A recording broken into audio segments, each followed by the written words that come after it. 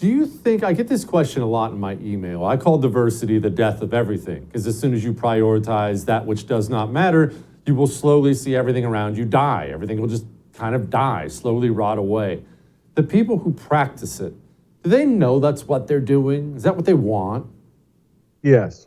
And that's why they call it diversity, equity, and inclusion. I call it diversity, inclusion, and equity, DIE. It is promoting the death of America. China's not doing this. China's not, first of all, they don't have the kind of melting pot diversity that we have in America naturally. And so there is no movement in China to make sure that we got enough Black or brown people or whatever people in certain offices. There is no movement in China to make sure, who you having sex with? Oh, you're gay, we need to install you. Oh, you're trans, we need to install you. Oh, we're a woman, we need to install you.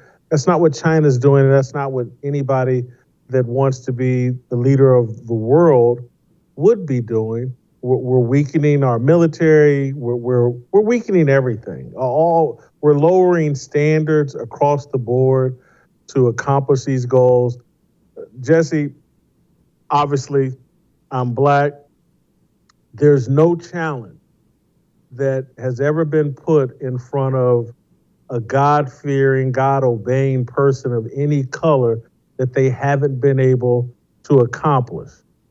And the left wants to disconnect Black people, my group of people, from God and make them believe the only way you can accomplish anything is if some liberal white person gives it to you. And I just totally reject that. And it's been my life experience and throughout the history of America that if a challenge is set in front of any group of Americans and they embrace God, they're going to meet that challenge and accomplish their goal. This whole thing on the left is very secular, very hostile to a biblical worldview, and it's very crippling. And so we've taught many Black Americans to be dependent upon the charity of liberal whites when, anybody with a brain knows God's very jealous. He wants you to depend on him, not on liberal white people.